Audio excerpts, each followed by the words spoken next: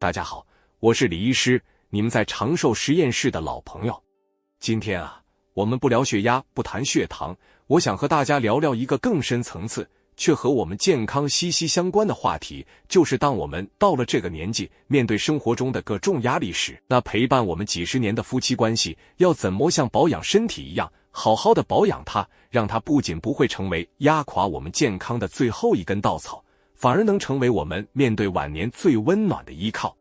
我知道，说到这个，很多老朋友可能会心一笑，也可能心里轻轻地叹口气。是年轻时忙工作，忙孩子，有什么不愉快，可能吵一架就过去了，或者干脆忙得没时间去想。但现在呢，孩子大了，我们退休了，两个人天天在家大眼瞪小眼，以前没时间出现的问题，现在都浮上台面了。再加上我们这个年纪要面对的健康问题、经济压力，或者照顾上一代的心理交瘁，这些压力就像测试婚姻关系的试纸，一不小心就会让原本小小的摩擦变成难以跨越的鸿沟。你们有没有过这样的经验？明明是一件小事，像是牙膏从中间挤还是从尾巴挤，电视音量开太大，却能引发一场不小的争吵。吵到最后，早就忘了当初是为什么吵，只觉得对方怎么这么不体谅，这么不可理喻，然后好几天不想说话，家里气氛降到冰点。如果有，请你在心里默默打个勾，因为你绝对不是特例。这其实就是我想和大家分享的第一个关键概念，我们把它叫做压力锅效应。想象一下，我们的家就像一个压力锅，来自外面的各种压力，比如说孩子的教育问题、工作的烦恼、经济的担忧，就像是不断在锅子底下加热的火。如果这个压力锅没有泄气阀，那么锅里的压力就会越来越大，最后可能就会爆炸。而夫妻之间那些日常的小摩擦，那些你觉得他怎么永远都不改的生活习惯，就是这个压力锅里的东西。当外面的火不大时，锅里的东西怎么煮都还好，但当外面的火越来越旺，锅里的温度压力越来越高时，原本微不足道的小东西也会变成引爆压力的导火线。所以你看，很多时候我们以为问题出在对方挤牙膏的方式，但真正的问题可能是我们心里正在为别的事情烦恼、焦虑，而那个挤错地方的牙膏只不过是刚好点燃了引线而已。我这样说，不知道大家能不能理解这个比喻？我们常常把矛头指向对方，认为都是他的错，但却忽略了我们正处在一个巨大的压力锅里。认识到这一点非常重要，因为这能让我们从指责对方转向我们该如何一起给这个压力锅减压。那么这个泄气阀在哪里呢？怎么样才能不让压力毁了我们的亲密关系呢？这里我就要跟大家介绍一个很有趣的生理学概念，叫做迷走神经。别被这个名字吓到，你可以把它想象成是我们身体里的一条宁静高速公路。这条高速公路从我们的大脑出发，连接到我们所有重要的内脏，尤其是心脏和肠胃。当这条高速公路畅通无阻的时候，我们就会感觉比较放松、平静，比较有安全感，也比较能够对他人产生同理心和连结感。但是当我们感到压力、焦虑、害怕的时候，就像这条高速公路上突然出现了大塞车，信号传递不过去。这个时候我们就会切换到一种求生模式，心跳加快，呼吸变浅，肌肉紧绷，整个人像只刺猬，准备要战斗或者逃跑。在这种状态下，你想想，我们还可能有耐心去听老伴说话吗？还可能温柔体贴吗？很难，对不对？因为我们的大脑和身体正忙着保命呢，它关闭了所有它认为不重要的功能，包括理性的沟通和情感的交流。所以当你和老伴为了一点小事争吵，发现自己气到发抖，心跳加速的时候，与其继续钻牛角尖地想他为什么要这样对我，更重要、更有效的一件事是先按下暂停键，想办法疏通你那条宁静高速公路。怎么疏通呢？方法其实出乎意料的简单。我分享一个我最常建议来诊间夫妻的方法，叫做3分钟休战呼吸法。当你感觉怒火上来，话就要冲出口的时候，试试看这样做。首先找个借口离开现场，可以是去厕所，可以去厨房倒杯水，然后把注意力轻轻地放在你的呼吸上，慢慢的用鼻子深深地吸一口气，在心里默数1、2、3、4，然后轻轻地、缓缓地用嘴巴把气吐出来，默数1、2、3、4、5、6。对，让吐气的时间比吸气长那么一点点。就这样，重复大概3分钟，或者至少做5到6次。这听起来很简单，对不对？但它的效果却很神奇。因为深长的呼吸，特别是拉长吐气，是启动我们迷走神经，也就是打通那条宁静高速公路最直接、最快速的开关。当你的身体从战斗模式切换到放松模式，你会发现，刚才那股非吵不可的冲动，好像莫那么强烈了，你的理智也慢慢回来了。我想问问大家，你们和另一半吵架的时候，通常是你先离开现场冷静一下，还是会坚持在那里把话说清楚呢？你觉得暂时离开是解决问题的好方法，还是一种逃避？我很想听听你们的经验，欢迎在下面留言跟我分享。好，我们今天先从压力锅和宁静高速公路这2个概念入手，让大家理解为什么压力会让我们和最亲密的人互相伤害。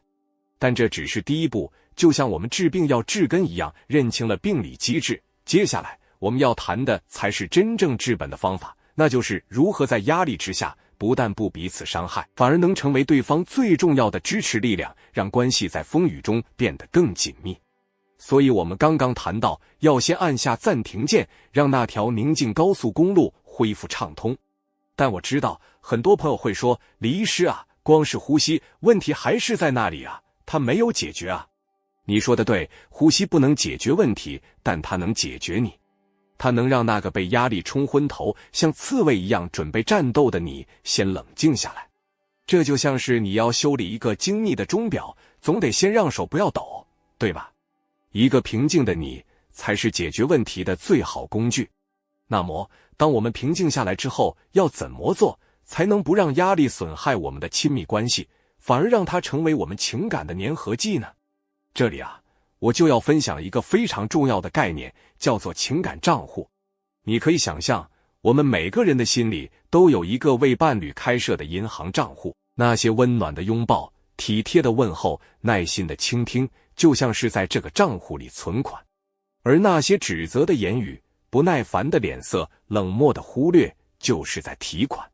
在年轻的时候，或者压力莫那么大的时候，我们的账户里可能有很多存款，所以偶尔提款1、2次，账户不至于透支，关系还能维持。但到了我们这个年纪，特别是当生活的压力从4面8方涌来，如果我们不注意，就会不断地从这个情感账户里提款、提款再提款，却忘记要存款。等到账户透支归零的时候，你会发现对方的心门已经对你关上了。那时候哪怕是一件微不足道的小事，都可能成为压垮骆驼的最后一根稻草。我这样说，不知道大家能不能回想起来，是不是有那么一些时刻，你觉得老伴对你特别没有耐心，一点小事就能让他爆炸，或者是你自己觉得不管他做什么，你都看不顺眼。如果有，那可能就是一个信号，提醒你，你们的情感账户可能已经亮起红灯，余额不足了。那么在压力大的时候，我们要怎么聪明的存款呢？这里的关键不是去搞什么轰轰烈烈的大惊喜，而是要注重那些微小的瞬间。我分享一个非常简单但极其有效的方法，叫做每日3分钟的专注倾听。这个方法很简单，就是每天找一个3分钟的时间，放下手机，关掉电视，看着你的伴侣，问他一个问题：今天过得怎么样？或者你最近有没有担心什么事？然后关键来了，你只是听，不要打断，不要给建议，不要急着说我早就告诉过你。你只需要用眼神告诉他，我在听，我关心，我在这里。这短短的3分钟，对你们的情感账户来说，就是一笔非常丰厚的存款。因为在压力之下，我们最深的渴望，往往不是问题立刻被解决，而是我们的情绪能被看见，我们的辛苦能被理解。当你愿意放下自己的判断，只是去倾听对方的感受时，你就是在告诉他，你不是一个人在战斗。这种被支持的感觉，就是对抗压力最好的缓冲器。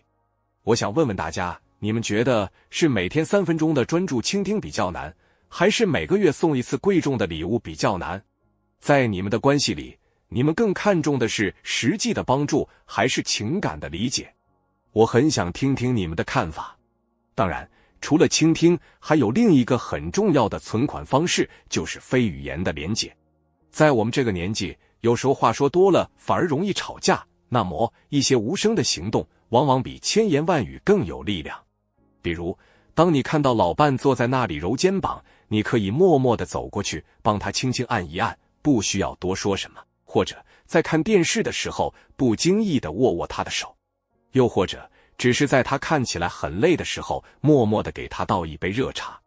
这些小小的动作传递的讯息是：我看见你了，我看见你的辛苦，我在乎你的感受。这种无声的连结能够绕过我们有时候过于理性，甚至有点固执的大脑，直接触碰到内心最柔软的那个部分，为情感账户存入一笔巨款。我知道，说起来容易，做起来难。特别是当我们自己也累了一天，满腹委屈的时候，哪里还有心思去为对方存款？这里啊，我们就要回到最根本的问题，我们必须先照顾好自己。这就像在飞机上，安全指示总是告诉我们，氧气面罩掉下来时，你要先帮自己戴好，再去帮助别人。这不是自私，这是真正的智慧。如果你自己都缺氧了，你怎么有能力去帮助你身边的人呢？